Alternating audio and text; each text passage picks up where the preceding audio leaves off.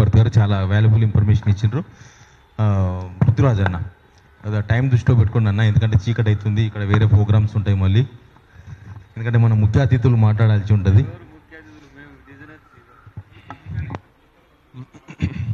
అందరికీ నమస్కారం. ఉపన్యాసం ఏం కాదు కానీ ఒక 2-3 అంటే చాలా విషయాలు చాలామంది చెప్పింది కనుక మా శివరెడ్డి అన్న రాష్ట్రంలో పాలన, ప్రజాస్పందన, మీడియా తీరు వాస్తవంగా కూడా అంటే ఈ చర్చ అంతా మొన్న ముఖ్యమంత్రి అంటే 2 జర్నలిస్టులను అరెస్ట్ చేసి జైల్లో పెట్టిన దాని మీదే ఉంది కాబట్టి నేను దాని మీద ఒక 2-3 అనుభవాల గురించి చెప్పి అసలు నిజంగా పాలన ఎట్లున్నది, ప్రజలు ఎట్లా ఉన్నారు, ముమ్మాటికి ఏంటంటే ఆ వీడియోలలో ఏదైతే భాష వచ్చిందో ముఖ్యమంత్రి మాట్లాడింది విన్న తర్వాత నేను కూడా చాలా ఫీల్ అయినా, బాధ అనిపించింది బాగా. అరే మావోని గింత ఘోరంగా తిట్టుడైంది, ఇది వీళ్ళు టెలికాస్ట్ చేసేది ఇంత దరిద్రంగా ఉంటుందా, ఈ భాష ఏం భాష ఇదంతా అని చెప్పని అని వాస్తవంగా నాకు కూడా అనిపించింది, కొద్దిగా బాధ కూడా అయింది. కానీ ఇప్పుడు మైక్ పట్టిన అమ్మాయిది అయితే తప్పులేదు, అమ్మాయి చెప్తూనే ఉన్నది అట్లా మాట్లాడొద్దు కదా అని చెప్తూనే ఉన్నది ఆమె. మరి ఆమెను ఎందుకు లోపటేసిరో తెలియదు. ఓకే, దానికి సంబంధించిన యజమానో మరి ఆమె తెలియదు, ఇంకో ఆమెను కూడా తీసుకుపోయి ఆ పొద్దుటి పూట చీకటపడంగా తీసుకుపోయి డకాయిట్లను తీసుకొని పోయినట్టుగా అదైతే తప్పు. కానీ బరాబర్ అది ఎవరు మాట్లాడినా, ఎటువంటి వాళ్ళు మాట్లాడినా, ఏ స్థాయిని వాళ్ళు మాట్లాడినా మా ఊళ్ళో ఏంటంటే మా గుంపు మేస్త్రి సాబ్ భాషనే ఆదర్శంగా తీసుకుంటారేమో అనిపిస్తుంది. ఆయన కూడా మాట్లాడుతారు కదా, తొండలేసి కొడతా, ఈయనకేమైనా అనుభవం ఉందో లేకపోతే ఈయన ఎవరైనా చేసినా మాకు ఎరకలే, కానీ ఆ భాష లాగుల తొండలేంటి అంటే ఏంటిది, అది బూతే కదా, అది కూడా బూతే కదా. సో ఈ భాషలు మరి ఏం ఆదర్శంగా తీసుకుంటారో ఏం తెలియదు. వీళ్ళు వేదికలు ఎక్కితే సాల్ ఇళ్ళ పోరగాళ్ళతో ఇంతకుముందు మేము చెప్పేది, అరే ఆ ముఖ్యమంత్రి మన పాత ముఖ్యమంత్రి మాట్లాడుతున్న పోరగాళ్ళని పిల్లలు అమనాయనలు టీవీలోకెళ్ళి పక్కగూరి మీరు పక్కగూరి రాబాయ్ అనేది ఇప్పుడు ఈ ముఖ్యమంత్రి కాడికి కూడా గాడికే వస్తుంది. సో దీంట్లో ఏంటంటే ఇప్పుడు ఈయన తన కాడికి వచ్చినప్పుడు వాస్తవంగా నొచ్చింది, మాకు కూడా నొచ్చింది. నేను కూడా చెప్తున్నాను, నాకు చాలా ఇబ్బంది అనిపించింది. కానీ నేను ఇదే ముఖ్యమంత్రిని అడగదలుచుకునేది ఏంటంటే, ఇదే వేదిక మీద మేము ఈ మధ్యలో ఒకటి వర్గీకరణకు సంబంధించిన అంశం గురించి ఇదే వేదిక మీద ఇక్కడ నుంచి మాట్లాడుతున్న క్రమంలో విమలక్క కూడా వచ్చి ఇక్కడ నుంచి మాట్లాడింది, వేదిక మీద మాట్లాడింది. ఇద్దరు 2 వర్గాలకు మనము జడ్జిమెంట్ చేయించేటట్టుగా ఉండాలి అని చెప్పని ఒక మాట మాట్లాడుతూ ఆ మీటింగ్ అటెండ్ అయినందుకు విమలక్క మీద ఒక పెద్ద మనిషి అంటే వర్గీకరణ అంశాన్ని సపోర్ట్ చేస్తున్నటువంటి ఒక పెద్ద మనిషి, మా పేర్లు కావచ్చు, ప్రొఫెసర్ జయదీర్ తిరుమలరావు గారి పేర్లు, ప్రొఫెసర్ పిఎల్ విశ్వేశ్వరరావు గారి పేరు, జస్టిస్ చంద్రకుమార్ గారి పేరు, ఇటువంటి వాళ్ళ పేర్లు అన్ని తీసుకొని ప్రొఫెసర్ మురళీ మనోహర్ గారి పేరు తీసుకొని వ్యభిచారులు అన్నారు, ఇంటెలెక్చువల్ ప్రాస్టిట్యూట్స్ అనే పదం వాడిండు. మేము ఇది వాళ్ళ దృష్టికి తీసుకుపోయినాం. మరి అప్పుడేంది నీ గవర్నమెంట్ నిద్రపోతుందా, నువ్వు నిద్రపోయినవా, నిన్నంటేనే ఆ భాష గురించే అభిప్రాయాలు భేదాలు ఉంటే మాట్లాడవచ్చు. దాని మీద విమలక్కను వాడిన భాష నేను ఇక్కడ చెప్పలేను, కానీ దీని మీద మేము డీసీపీకి కంప్లైంట్ చేస్తే కూడా ఇవాళ వరకు యాక్షన్ లేదు. శివారెడ్డినా నువ్వు బయటికి చదవలేని భాష ఇది, ఒక్కసారి జరసూడు ఎటువంటి మెసేజ్ వచ్చినో వాని బొమ్మ అటెండ్ వాడని వచ్చింది నాకు. ఎందుకంటే అవతలోడు అంత ఘోరంగా మెసేజ్లు పెట్టిండు కాబట్టి దీని మీద కంప్లైంట్ చేసినాం. 2.5 నెలలైంది మెసేజ్ చదివినా బొమ్మతో పాటు అన్న, ఒకసారి చూడండి, మీరు కూడా చూడండి, ఈ భాష చూడండి. ఇది పెట్టి డీసీపీకి కంప్లైంట్ చేసినాం. నువ్వు మీ ఇంట్లో అనేది నాకు కూడా చాలా ఇబ్బందిగా ఉన్నది. కానీ తెలంగాణ బతుకమ్మ అని చెప్పి నువ్వు బయట చెప్పుకుంటా, అఫీషియల్ ప్రోగ్రామ్స్కి ఇన్వైట్ చేసుకుంటా, అదే విమలక్కను బండా బూతులు, పచ్చి బూతులు, ఇంకా మీ ఇంట్లో కూడా అంత మాట అనలే, కానీ అంతకన్నా ఘోరమైన పదజాలంతో అన్నోని బొమ్మ కూడా పెట్టి 2.5 నెలలు అవుతున్నది ఇప్పటిదాకా మేము డీసీపీకి కంప్లైంట్ చేసి. ఇవాళ వరకు యాక్షన్ లేదు. మరి ఇదేమని చెప్పుకోవాలి, ఏం భాష అన్న ఇది?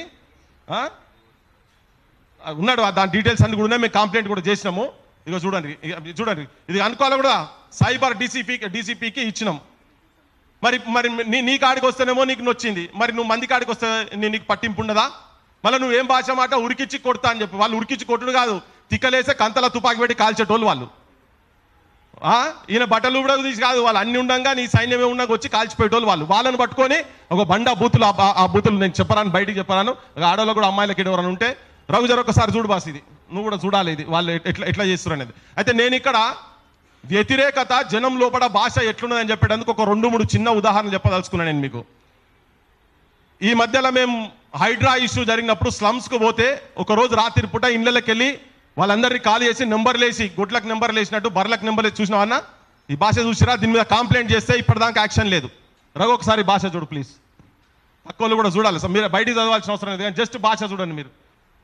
క్రాంతిపై కూడా చూపిండ్రి. సో ఆడికి పోతే అమ్మ ఒక్క నిమిషం, మేము ఆడికి పోతే ఆ ఇళ్ళకి వెళ్ళి ఖాళీ చేస్తున్నాడు. అందరం మేము ప్రజా సంఘాలుగా ఆ బాధితుల దగ్గర పోయి వాళ్ళ ఇళ్ళ కాడు ఉంటే నోటికి వచ్చినట్టు తిరుగుతారు. ఓ మాటి మిలా ఉస్కా ఘర్ జలయాందో ఉస్కా బేటీ ఉస్కా బేటా ఉస్కా బీబీ ఇవన్నీ మాట్లాడుతారు. నాకు మంచిగా అనిపించక జరా అమ్మ జర దేక్కే అంటే అది తుమరకు క్యా మాలూమై జీ, మీకు ఏమేరగా మా లోపల ఏమవుతున్నదో మమ్మల్ని ఉన్న పరంగా ఇళ్ళు ఖాళీ చేసి పంపిస్తారని బూతులు మాట్లాడి నాకు అక్కడికి ఇష్టం లేకుంటే బయటకు వచ్చేసేసిన. నేను రాగానే ఒక నాకు స్నేహితునికి చెప్పిన ఏంది అంత ఎందుకు పెట్టుకున్నట్టు తలకాయ నొప్పినే అమ్మ నా బూతులు తిడుతురాడా నిలబడలేకపోతే పక్కకు పెద్ద మంచి అడిగిండి ఏమా మీని తిడుతున్నాను పోతున్నా మరి ఏం చేయాలి. మొన్న నేను అంటే ఎట్లా ఉంటుంది జనం పాలన ఎట్లా ఉన్నది అనే దానికి రియాక్షన్ చెప్తా ఉన్నా. పాలకుర్తికి పోయినా, పాలకుర్తికి పోతే సాకలైలమ్మ మనవాడికి ఆరోగ్యం బాగాలేదని చెప్పి పోయి ఆడికి పోతే దండం పెట్టి నాకు వైద్యం ఇప్పిందని చెప్పిండు. పోయి మాట్లాడుతుంటే అన్న చూసిరు అందరూ. ఇది కంప్లైంట్ చేసినాం మేము, ఇది కంప్లైంట్ చేసి 2.5 నెలలు అవుతుంది. అన్ని ప్రజా సంఘాలు కలిపి పోయి కంప్లైంట్ చేస్తే ఇప్పటిదాకా యాక్షన్ లేదు.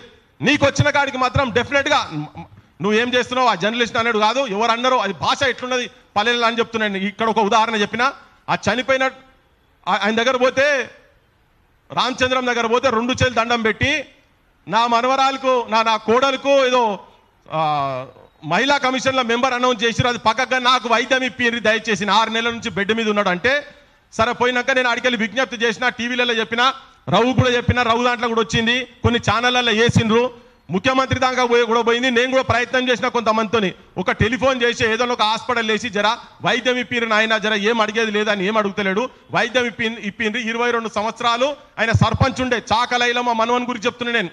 సామాన్యుడు ప్రజలు వదిలేసేయండి. 5 రోజుల తర్వాత చనిపోయిన ఆయన. చనిపోయిన తర్వాత మేము సాగుకు పోయినాం.